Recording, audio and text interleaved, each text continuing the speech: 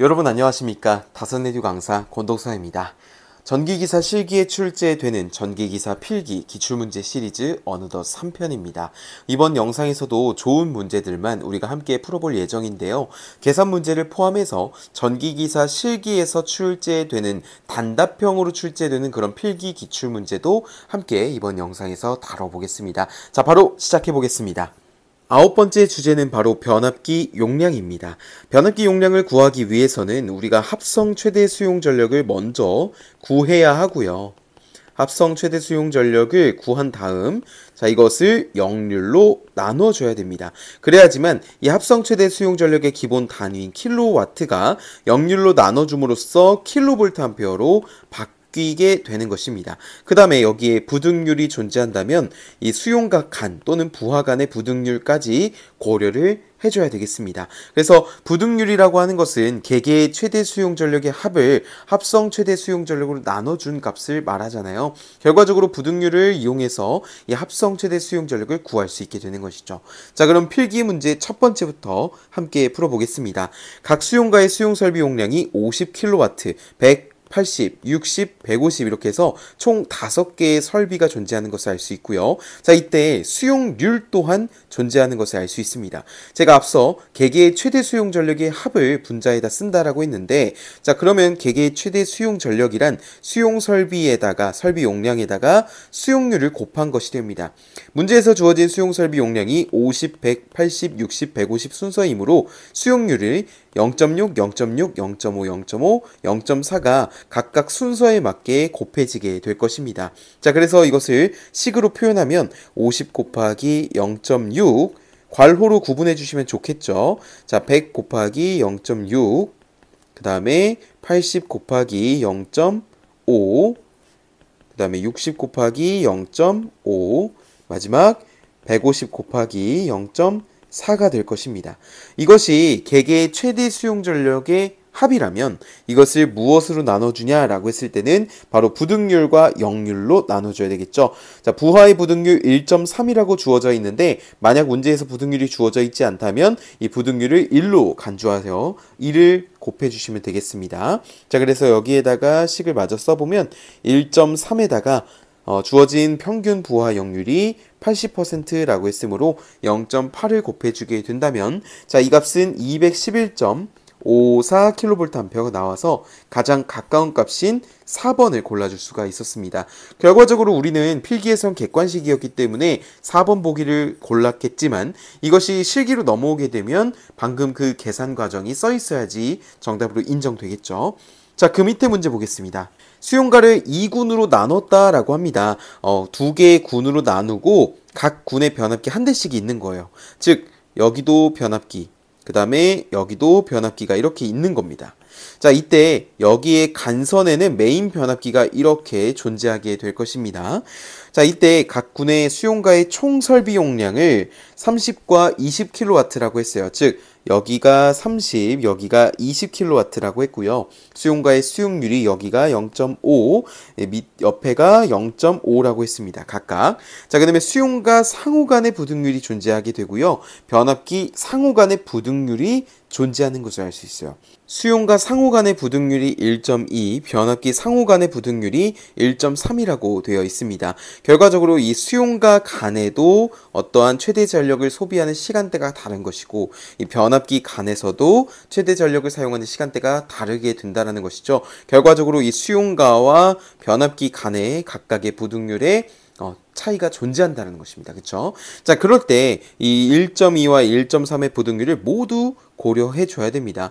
본래 합성 최대 수용 전력이라고 하는 것은 개개의 최대 수용 전력의 합을 부등률로 나눠주는 것인데 이때 부등률을 1.2와 1.3을 모두 고려해 줘야 되고 킬로와트를 킬로볼트 암페어로 바꿔주기 위해서 0.8을 함께 곱해줘야 됩니다. 이때 0.8은 바로 역률입니다. 역률. 유효전력을 역률로 나눠주면 피상전력이 되잖아요. 자, 그 다음에 수용가의 최대 수용 전력의 합을 설비 용량을 수용률 곱한 것을 나타내 보겠습니다. 30 곱하기 0.5 그리고 20 곱하기 0.5가 되는 것이죠. 그래서 이것을 계산하게 된다면 20.03kVA가 나오게 됩니다. 문제에서 이렇게 1.2가 각각의 분모에 이렇게 위치하는 것을 볼 수가 있는데 해설 보시면 그렇게 쓰셔도 되고 지금 저처럼 이렇게 한 번에 쓰셔도 문제되지 않습니다. 어쨌든 이렇게 계산을 하셨을 때 가장 가까운 값인 3번이 정답인 것을 알 수 있죠. 자, 그렇다면 이것이 실기에서는 어떻게 출제가 되었을까요? 방금 전에 풀었던 필기 문제가 바로 이렇게 실기 문제에서도 출제가 되었다라는 것입니다. 한번 지우고 함께 볼게요. 다음은 AB 수용가에 대해 나타낸 것이다. 다음 각 물음에 답하시오 라고 했습니다. 아까 전에 그렸던 그림이랑 비슷한 형태입니다. A 수용가, B 수용가별로 변압기 존재하고요. 고압 감선에도 메인 변압기가 존재하는 것을 알 수 있습니다. 이때 A 수용가의 설비 용량이 50이고 수용률이 주어져 있고요. B 수용가의 설비 용량도 주어져 있고 수용률이 주어져 있습니다. 그리고 수용가별로 부등률이 존재하게 되고요. 변압기 간의 부등률도 존재하는 것을 알 수 있죠. 결과적으로 이 필기 문제가 그대로 실기로 바꿔서 출제가 됐다라고 보시면 됩니다. 자, 이런 식으로 소문제가 나눠져 있으면 부분 점수 또한 존재해요. 그렇기 때문에 예를 들어 문제가 6점짜리라고 한다면 2점, 2점, 2점씩으로 부분 점수가 있습니다. 그렇기 때문에 문제를 전부 다 못 푸신다라고 하더라도 부분 점수라도 받기 위해서 하나의 문제를 상세하게 풀어주셔야 됩니다. 자, A 수용가의 변압기 용량을 구하라고 했네요. 자, 그렇다면 A 수용가의 변압기라고 하는 것은 바로 이 변압기를 뜻하게 되는 것이죠. 따라서 1번 소문제를 풀어보면 자, TA라고 해서 변압기 용량은 1.2 곱하기 0률 1분의 설비 용량 50에다가 수용률 0.6을 곱하면 25kVA가 나오게 됩니다. 그래서 1번 소문제 25kVA 적어줄 수가 있겠고요. 자, 2번 소문제 TB, 비변압기의 변압기 용량도 동일하게 구할 수 있습니다. 1.2 곱하기 1분의 30 곱하기 0.6이 되고요. 자, 이것을 계산하면 12.5kVA가 나오게 됩니다. 만약에 이렇게 변압기 용량을 구했는데 문제에서 전격표가 같이 주어져 있거나 또는 선정하시오 또는 전격 용량이 글로 적혀져 있다면 계산까지는 25 또는 12.5라고 쓰시고 답에는 그 표준값으로 꼭 써주셔야 돼요. 상위값에 가까운 표준값을 써주셔야 됩니다. 만약에 그런 말이 없다면 계산값 쓰셔도 되고 방금 전에 12.5 같은 경우에는 12.5라고 쓰셔도 되고 아니면 15라고 쓰셔도 되는 거예요. 자, 마지막으로 3번 문제 보겠습니다. 3번 소문제 보시면요. 간선에 걸리는 최대 부하를 구하시오 라고 했는데 자, 여기 단위가 중요합니다. 킬로와트로 되어 있어요. 만약에 간선에 대한 최대 부하가 옆에 있는 필기 문제처럼 킬로볼트 암페어로 있다 라고 한다면 반드시 역률로 나눠줘야 됩니다. 하지만 여기에서처럼 실기에서처럼 킬로와트로 물어봤다면 역률로 나눠주면 어떻게 되겠어요? 틀리게 되겠죠. 그렇기 때문에 우리가 이 단위를 주어진 단위를 꼭 정확하게 볼 필요가 있습니다. 그래서 간선에 걸리는 최대 부하를 구하게 된다면 자, P라고 한번 정해 볼게요. P라고 하는 것은 50 곱하기 0.6 1.2 나눠주게 되고 플러스 30 곱하기 0.5 나누기 1.2 이렇게 해주게 되고요. 자, 그 다음에 이것을 뭘로 나눠주게 됩니까? 부등률, 변압기간 부등률이죠. 1.3으로 나눠주게 되면 우리가 간선에 걸리는 최대 부하를 구할 수 있습니다. 이때 여기 역률로 나눠주면 안 된다라고 했습니다. 자, 1.3으로 나눠주면 이 값은 28.85kW가 나오게 되고요. 답에도 똑같이 적어주시면 되겠습니다. 자, 10번째 주제는 바로 V결선입니다. V결선이 무엇일까요? 그쵸, 바로 단상 변압기 세대를 이용해서 이 델타 결선을 구성하여 운전하고 있다가 이 단상 변압기 한 대가 고장이 발생하게 되면 두 대의 변압기만 쓸 수 있습니다. 하지만 우리는 삼상 전력을 공급하고 있었기 때문에 이 단상 변압기 두 대로 바로 삼상 전력을 공급할 수 있는 그러한 결선이 바로 V결선이라고 할 수 있겠습니다. 이때 V결선의 출력비와 그리고 이용률이 굉장히 중요한데요. 필기든 실기든 정말 중요한 개념으로 다가오고 있습니다. 자, V결선의 출력 먼저 적어보겠습니다. V결선에서는 선전류와 상전류, 선간전압과 상전압이 서로 같다라는 특징을 가지고 있는데요. 따라서 V결선의 출력 PV라고 한다면 루트 3에 이때 VI 코사인 세타라고 해서 유효 전력을 구할 수가 있게 됩니다. 이때 전압은 선간전압, 상전압 다 되고요. 전류는 선전류, 상전류 모두 가능합니다. 자, 이때 출력비를 먼저 구해 보겠습니다. 출력비라고 하는 것은 변압기를 3대를 썼을 때보다 V결선으로 했을 때 그 출력이 어떻게 나타내지는지를 물어보고 있는 것입니다. 그래서 결과적으로 델타 결선 시 출력과 V결선 출력을 비교를 해야 되는데, 델타 결선에서 만약에 상전류와 상전압을 이용해서 나타내 본다면 3VI 코사인 세타라는 출력이 나오게 되고요. 자, 그 다음에 V결선에서는 루트 3VI 코사인 세타라는 출력이 나오게 됩니다. 따라서 이것이 VI 코사인 세타가 약분이 되니까 남은 숫자는 얼마입니까? 3분의 루트 3이 나오게 되고요. 자, 이것을 소수로 표현하면 0.5774가 됩니다.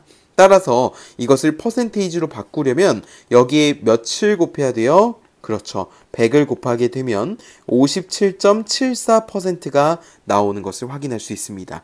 자, 그 다음에 두 번째 개념 바로 이용률입니다.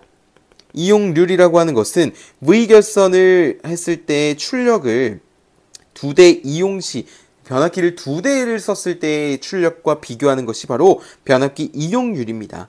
그래서 변압기 2대 이용 시 출력 같은 경우에는 이 단상 변압기 2대밖에 없기 때문에 EVI 코사인 세타를 공급할 수 있었어요. 그런데 V결선을 구성하게 되면 이 출력이 루트 3 VI 코사인 세타가 됩니다. 그래서 VI 코사인 세타 약분이 되니까 뭐만 남아요? 2분의 루트 3만 남게 됩니다. 따라서 0.866이 되고요. 결과적으로 이것을 100을 곱하게 된다면 86.6%라는 것을 확인할 수 있습니다. 그래서 우리가 이 문제에서는, 필기 문제에서는 공급할 수 있는 전력에 비해 약 몇 퍼센트인지를 물어봤으니까 출력비를 물어본 거예요. 또는 출력률을 물어본 거란 말이죠. 그렇기 때문에 57.7을 골라주시면 되겠고, 만약에 이용률을 물어봤으면 86.6%가 정답이 될 것입니다. 자, 그 다음에 실기 문제에서도 비슷하게 출제가 되었습니다. 이것을 그냥 실기로 바꿔 놓은 것인데요. 델타 결선 변압기 한 대가 고장으로 제거되어 변압기 V결선으로 공급하고 있을 때 출력비와 이용률은 각각 몇 퍼센트인지를 물어보고 있어요. 그래서 57.74%와 86.6%라고 적어줄 수가 있는데, 만약에 문제에서 계산 과정 땡땡, 답 땡땡 이렇게 되어 있다라고 한다면 계산 과정에는 이 과정이 들어가야 되겠고요. 답에는 이렇게 써주셔야 됩니다. 그런데 만약에 문제에서 계산 과정을 별도로 쓰지 않고 답 땡땡이라고 해서 답만 적게 되어 있다면 여기 다 안 쓰고 실기에서 답에다가 이 수치만 잘 적어주시면 되는 거죠. 이때 소수점 이하 둘째 자리까지 꼭 나타내 주셔야 됩니다. 그리고 이 밑에 있는 86.6% 같은 경우에는 86.60 또는 86.6 둘 다 써주실 수 있습니다. 다음 11번째 주제는 바로 동기발전기의 병렬운전입니다. 동기발전기 병렬운전 조건 필기에서도 굉장히 자주 출제가 되고요. 변압기 병렬운전 조건과 더불어서 계속해서 출제가 되고 있습니다. 그 다음에 실기시험에서도 이것은 단골 단답 문제입니다. 그렇기 때문에 제가 강의했던 오고초려 강의에서도 이 동기발전기 병렬운전 조건은 항상 포함되어 있었습니다. 자, 필기 문제를 볼까요? 3상 동기발전기가 병렬운전하는데 필요한 조건이 아닌 것은 이라고 했는데요.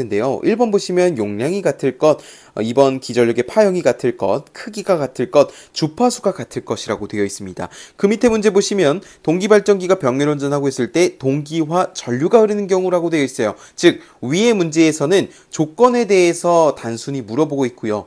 밑에 문제에서는 그 조건이 다를 때, 그러니까 병렬운전 조건이 서로 다를 경우에 발생하는 그 현상에 대해서도 물어보고 있습니다. 필기에서는 조건뿐만이 아니라 이렇게 현상에 대해서도 물어보고 있고, 실기에서도 마찬가지로 지금은 제가 예시로 조건만 적었지만 다르게 되었을 때 어떻게 되는지 그 현상을 쓰시오라고 해서 현상을 물어보는 경우도 있어요. 그렇기 때문에 제가 말씀드리는 부분은 조건뿐만이 아니라 이 현상까지도 꼭 기억을 하셔야 된다라는 것입니다. 그래서 우리가 이것을 제가 어떻게 좀 암기를 하라고 말씀드리고 있냐면, 사실 이 현상까지는 일일이 문장별로 암기를 해야 되겠지만 조건은 명확하게 암기하는 방법이 있습니다. 여러분 국밥 좋아하십니까? 저는 국밥을 굉장히 좋아하는데요. 자, 크, 파, 위, 주라고 쓸게요. 우리가 정말 배고픈 거예요. 자, 배고픈 상태에서 어떤 국밥집을 발견을 합니다. 그럼 나 국밥을 좀 먹고 가도 되겠지? 라고 해서 국밥집을 들어갔어요. 굉장히 맛집입니다. 맛집처럼 보이는 거예요. 자, 이때 국밥을 시키는 거예요. 예를 들어 뭐 순대국밥이 될 수도 있고 수육국밥이 될 수도 있겠죠. 그런데 저는 파를 굉장히 좋아하거든요. 그래서 이모님께 이렇게 말씀드리는 겁니다. 국밥에 파 위주로 토핑을 올려주세요. 그러면 이모님이 파를 좋아하는구나. 그러면 토핑에다 파를 엄청 넣어주실 겁니다. 국밥을 받고 먼저 한 입 먹어봅니다. 크 하고 감탄을 하는 거죠. 크 한 다음에 파 위주로 넣으니까 맛있다 라고 암기를 하면 됩니다. 동기발전기 병렬운전 조건 파 위주. 자, 이게 무슨 말이냐고요? 바로 이겁니다. 자, 어떤 거냐면 이렇게 해놓으면 동기발전기 병렬운전 조건이 등장합니다. 자, 여기 보시면 병렬운전 조건 첫 번째, 기전력의 크기가 같을 것, 크. 그 다음에 기전력의 파형이 같을 것, 파. 그 다음에 기전력의 위상이 같을 것, 위. 기전력의 주파수가 같을 것, 주라고 해서 파위주라고 되어 있습니다. 자, 이때 조건이 맞지 않을 경우도 볼게요. 크기가 같아야 되지만 만약에 기전력의 크기가 다를 경우에는 무효 횡류 또는 무효 순환 전류가 흐르게 됩니다. 두 번째, 기전력의 위상이 같을 것인데요. 기전력의 위상이 다른 경우에는 유효 횡류 또는 동기화 전류가 흐르게 됩니다. 그리고 기전력의 주파수가 같을 것은 난조가 발생하게 되고요. 다를 경우 기전력의 파형이 다르게 되면 고주파 무효 순환 전류가 흐르게 됩니다. 이때 이 횡류로 인해서 다음과 같은 현상이 발생하는 것이죠. 그래서 결과적으로 동기화 전류가 흐르는 경우를 물어봤으면 바로 이 경우에 해당이 되니까 우리가 기전력의 위상이 다를 경우라는 것을 알 수가 있습니다. 그리고 병렬운전 하는데 필요한 조건이 아닌 것은 바로 1번이라는 것도 함께 알 수가 있죠. 그런데 마지막 동기발전기 병렬운전 조건을 보시면 상회전 방향이 같을 것이라고 해서 3상이라고 되어 있습니다. 즉 3상 동기발전기 병렬운전 조건에는 이 상회전 방향이 같을 것이 포함이 된다라고 보시면 되겠습니다. 12번째 주제는 바로 주상변압기 탭전압입니다. 주상변압기는 배전선로의 전압 조정 장치 중 대표적인 장치인데요. 1차 전압이 일정하게 가해져 있는 상태에서 1차 측의 탭을 조절하게 된다면 건수가 바뀌게 되고 그에 따라 탭 전압이 변동이 되고요. 그로 인해 이 2차 측 전압이 조정되는 그런 원리가 되겠습니다. 따라서 1차 측 탭에 따라서 2차 측 전압이 바뀌게 되는 것을 알 수 있는데 우리가 이것을 권수비, 변압기 권수비를 통해서 함께 알아보겠습니다. 자, 먼저 변압기 권수비는 보통 우리가 A라고 많이 씁니다. 그렇죠? 자, A라고 하는 것은 2차 전압 분의 1차 전압은 2차 측 권수 분의 1차 측 권수가 될 것이고요. 1차 전류 분의 2차 전류가 될 것입니다. 자, 우리는 이 앞부분을 사용하게 될 것인데요. 먼저 1차 측 공급되는 전압은 항상 일정할 것입니다. 자, 그 다음에 주상변압기는 1차 측의 권수, 즉 1차 측 탭을 조정하는 것이므로 2차 측의 권수는 조정하지 않습니다. 따라서 2차 측 권수 또한 일정하다라고 볼 수 있어요. 그러면 우리가 계산해서 빼줄 수 있습니다. 고려하지 않는다라는 것이죠. 따라서 남은 건 뭡니까? 이 N1과 V2만 남게 됩니다. 그러면 V1과 N2가 일정해서 빼버리니까 자, 우리 이 권수비라고 하는 건 일정하잖아요. 그쵸? 이것이 A가 일정하려면 자, V2와 N1은 어떤 관계에 있어요? 현재 반비례 관계 있죠. 그쵸? 따라서 이 N1이 증가하게 되면 V2는 감소하게 될 것이고요. N1이 감소하면 V2는 증가하게 될 것입니다. 그래서 우리가 이것을 이용해서 식을 써볼게요. 자, 먼저 방금 말씀드린 것을 위에다 정리해보면 자, N1과 V2는 서로 반비례 관계다 라는 것을 알 수 있죠. 자, 필기 문제를 먼저 보겠습니다. 주상변압기의 1차 측 탭 전압이 22,900V인 경우 2차 측 전압이 220V이다.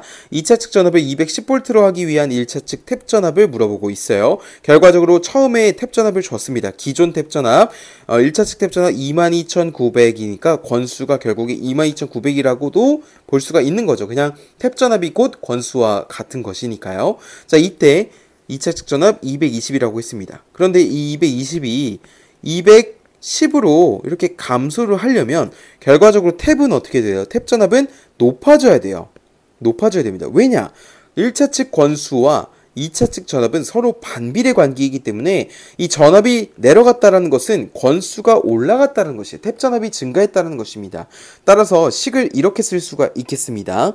자, 변화한 1차 측 권수 N1 프라임분의 탭 전압이라고 보면 돼요. 자, 기존의 탭 전압 N1은 반비례 관계니까 기존의 2차 측 전압 V2와 변화한 2차 측 전압 V2 프라임이 이렇게 서로 크로스되게 위치하면 됩니다. 그러면은 이것을 우리는 무엇을 구해야 돼요? 여기서 N1의 프라임을 구해줘야 되잖아요. 따라서 식을 이렇게 쓸 수 있겠네요. N1의 프라임은 자 V2 프라임 분의 V2 곱하기 N1이라고 쓸 수가 있고, 변화한 것은 210, 변화 전은 220, 기존의 탭 전압 22,900V. 자, 이렇게 해주면 이 값은 23,990.48V가 나오게 됩니다. 따라서 기존에 가까운 값인, 그러니까 계산값에 가까운 값인 24,000V가 되는 것을 알 수 있게 됩니다. 자, 그러면 그 다음에 실기 문제에서도 이것이 그대로 출제가 되었다라고 보시면 돼요. 한번 어떻게 나왔는지 볼까요? 문제에서 주상변압기의 고압 측의 사용 탭이 6600V라고 되어 있고 저압 측의 전압이 95V라고 되어 있습니다. 저압 측의 전압을 약 100V로 유지하기 위해서는 고압 측의 사용 탭을 얼마로 하여야 하는가? 그러니까 여기서 값만 달라졌을 뿐이지 물어보는 것은 동일한 겁니다. 그렇기 때문에 이것을 식을 그대로 한번 여기 아래의 식에 적어볼까요? 자, 변화한 탭 전압이라고 하는 것은 N1 기존의 권수 탭 전압에 무엇을 곱해줘야 돼요? V2 프라임 그리고 V2 이런 식으로 식을 쓰게 된다면, 자, 기존의 탭 전압은 6600이었고요. 그 다음에 변화한 탭 전압은 100V죠. 100V. 자, 그 다음에 위에는 95가 될 것입니다. 자, 이것을 계산하게 된다면 이 값은 6270V가 나오게 되고요. 따라서 정답을 6300으로 적어야 되는데, 자, 방금 제가 6270이라고 했는데 강사님 갑자기 왜 6300을 적어주십니까?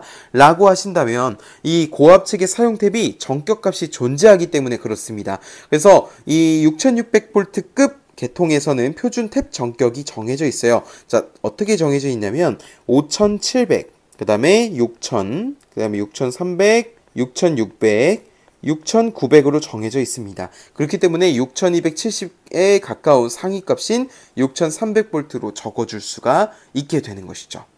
13번째 개념은 바로 직접 접지 방식입니다. 제가 물론 직접 접지 방식을 가져오게 되었지만 우리 중성점 접지 방식에는 총 4가지가 있어요. 대표적인 것이. 첫 번째는 접지하지 않는 비접지가 있고요. 자, 그다음에 두 번째는 직접 접지가 있고요. 그 다음에 세 번째는 소호 리액터 접지가 있고요.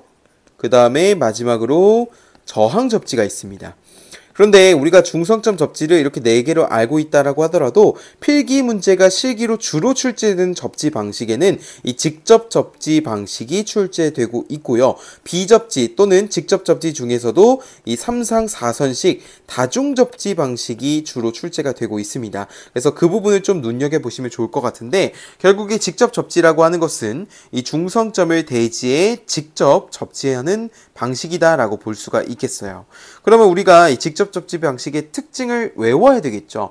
직접 접지 방식에 대한 특징을 알아보기 위해서는 다음과 같은 특징을 꼭 기억해야 됩니다. 첫 번째, 직접 접지 방식은 중성점을 대지에 직접 접지하기 때문에 임피던스가 이론상 0에 가깝다라고 볼 수가 있고, 그로 인해 여기에 흐르는 전류가 굉장히 크다라고 볼 수 있습니다. 직접 접지는 모두 중성점을 접지한 그 선으로 지락전류가 흐르기 때문에 모든 지락전류가 흘러서 크다라고 기억을 해주시면 되겠고, 지락전류가 커서 주변의 통신선에 전자유도 장애를 크게 끼치고요.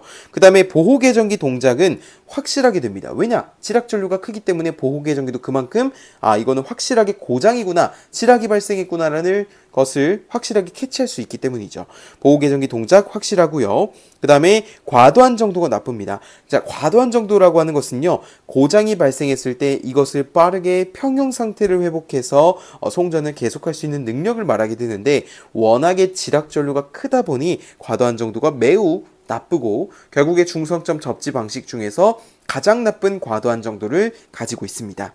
다섯 번째는 일선지락 시 건전상 대지전이 상승이 거의 없다라는 겁니다. 자, 여기서 건전상이라고 하는 것은요, 사고가 일어나지 않은 상을 말하게 됩니다. 우리가 중성점을 이렇게 직접 접지하잖아요. 예를 들어서. 그러면 제가 만약에 이 아래에 있는 맨 아래 선에서 지락이 발생했다라고 해볼게요. 자, 그러면 지락 전류가 모두 이 중성점을 접지한 이 선을 따라서 흘러 들어가게 됩니다. 흘러 들어가게 되는데, 그러면 결과적으로 어떻게 됩니까? 지락된 상이 아닌 나머지 건전상에 이 지락 전류에 의한 영향이 없어요. 그렇기 때문에 건전상의 대지 전위가 상승하지 않는다라는 것입니다. 따라서 직접 접지에서는 건전상 대지 전위 상승이 거의 없기 때문에 선로나 기기의 절연 레벨을 낮출 수 있는 것이죠. 계통의 절연 레벨을. 자, 그리고 중성점을 영전위로 할 수 있어서 변압기 단절연 또한 가능해지게 됩니다. 직접 접지 방식은 굉장히 특징이 많습니다. 하지만 우리가 이것을 반복해서 외울 필요가 있어요. 왜냐하면 이것이 실기 문제로 나왔을 때 직접 접지 방식의 장단점을 3가지씩 쓰라고 명시해줬기 때문이죠. 첫 번째, 보호 계정기 동작이 확실하다. 이건 장점입니다. 왜냐? 지락 전류가 만약에 적다면, 특히 소리액터 접지와 같이 지락 전류가 거의 0에 가깝다면 이것이 고장인지 고장이 아닌지를 판별하기 어렵기 때문에 보호 계정기 동작이 불확실해져요. 하지만 우리는 직접 접지에서는 동작이 확실하다는 거. 그 다음에 건전선 대지전위 상승이 거의 없기 때문에 절연 레벨을 낮출 수 있고요. 상승이 거의 없다라고 장점을 쓸 수가 있겠고, 그 다음에 단점에서는 과도한 정도가 매우 나쁘다. 주변에 지락 전류가 너무 크기 때문에 통신선 전자유도 장애를 크게 끼친다. 그 다음에 타 접지 방식에 비해 지락 전류가 매우 크다. 라는 식으로 단답을 작성을 해줄 수가 있게 되는 겁니다. 결과적으로 필기 내용을 잘 공부를 하시게 된다면 이것이 실기로 이어졌을 때 이 실기 문제까지 확실하게 풀 수가 있게 되는 것이죠. 14번째 주제는 바로 배전선로 개폐 장치입니다. 대표적인 장치로 바로 차단기를 꼽을 수가 있겠는데요. 우리 가정 또는 사무실에 분전하면서 쉽게 만나볼 수 있습니다. 차단기는 부하 전류를 안전하게 개폐하고 고장 전류를 차단하는 그런 대표적인 장치라고 할 수가 있고, 자, 그 밑에 있는 리클로저라고 하는 것은 레이클로저입니다. 결국에 무엇을 닫아준다는 거예요? 접점을 닫아준다는 것이죠. 접점을 닫아준다라고 하는 것은 다시 전류가 흐를 수 있도록 전류를 흐를 수 있는 상태로 만들어주겠다는 것입니다. 그럼 왜 다시 닫아줄까요? 그러면 왜 열린 것일까요? 바로 순간적인 고장 때문입니다. 우측에 있는 실기 문제에서도 정의가 나와 있게 되는데, 자, 신속하게 어떤 순간 고장이 발생했을 때 아크를 소멸시키고 다시 접점을 닫아주는 재폐로 작업을 수행함으로써 안정도를 끌어올릴 수가 있죠. 개통의 안정도. 하지만 이것이 계속해서 만약에 접점이 열린다? 그럼 순간 고장이 아닌 영구 고장으로 분류를 할 수 있다는 것입니다. 리클로저의 동작 횟수를 기억했다가 영구적인 고장 판별로 도와주는 섹셔널 라이저가 같이 있습니다. 그래서 차단기 또는 퓨즈 그리고 리클로저, 섹셔널 라이저는 보호 협조를 이루게 됩니다. 자, 그 다음에 마지막에 있는 자동 부하 전환 개폐기는 약호로 ALTS라고도 부르게 되고요. 자, 이거는 주로 가공 배전 선로에서 공급 선로의 정전 사고 시에 예비 전원 선로로 자동 전환되는 그런 개폐 장치가 되겠습니다. 결과적으로 주 배전 선로에서 정전이 발생했을 때 빠르게 예비 전원 선로로 공급을 받아야 수용가의 피해를 최소화할 수 있기 때문에 이런 자동 부하 전환 개폐기는 필수적으로 설치된다라고 볼 수가 있겠습니다. 그리고 그 밑에 있는 유입 개폐기는 부하 전류 개폐만 가능하고요. 컷아웃 스위치는 이제 주상 변압기의 보호 장치다 라고 보시면 되겠어요. 자, 이런 필기 문제가 실기 문제로 어떻게 출제가 될까요? 함께 살펴보겠습니다. 자, 실기에서는 주로 이렇게 정의를 주고, 자, 이것이 무엇을 뜻하는지, 어떤 개폐 장치인지 그 명칭을 또는 약호를 쓰는 문제로 출제되고 있습니다. 그렇기 때문에 우리가 필기 문제를 공부할 때 이런 기기들의 정의와 역할에 대해서 공부를 한다면 실기에서 이런 단답형 문제를 맞힐 수가 있게 되는 것이죠. 그러면 1번 소문제부터 볼까요? 자, 이 문제는 리클로저라는 것을 알 수 있는 쉬운 부분이 있어요. 바로 즉시 재투입이 가능하다. 이 재투입이 가능하다라는 문장이 보인다면 이것은 리클로저라는 것을 쉽게 구분할 수 있습니다. 우리 리클로저는 고장 전류를 차단할 수 있는 기능도 가지고 있지만 무엇보다도 이 재투입이 가능하다라는 게 가장 대표적인 특징이 되겠습니다. 그리고 2번 소문제 보시면, 자, 보수 점검 시 선로를 개폐하기 하기 위해서 시설하는 것으로 무부하 상태에서 개방해야 된다. 즉 무부하 상태라고 하는 것은 부하 전류가 흐르지 않는 상태. 결과적으로 이 장치는 뭐라는 거예요? 부하 전류 개폐가 불가하다 라는 것을 알 수 있고, 자 이때 보시면 뒤쪽에 ASS를 사용한다고 되어 있어요. ASS는 자동 고장 구분 개폐기로서 우리 선로를 개폐해주는 장치입니다. 그런데 이 LS와 ASS 이렇게 되거든요. 이거는 66kV 이상의 경우에는 LS를 사용하게 되고요. 선로 개폐기. 그 다음에 그 이하의 간이 수전 설비에서는 이렇게 보통 ASS를 사용한다라고 보시면 되겠습니다. 자, 그래서 우리가 이렇게 배전선로 개폐 장치까지 함께 알아봤습니다. 아, 필기 문제에서는 이렇게 출제되었던 것들이 실기 시험에서는 또 이렇게 출제되는구나 라는 그런 것들을 알고 또 학습을 할 수 있는 좋은 계기가 되셨으면 합니다. 다음 시간에 뵙겠습니다. 고맙습니다.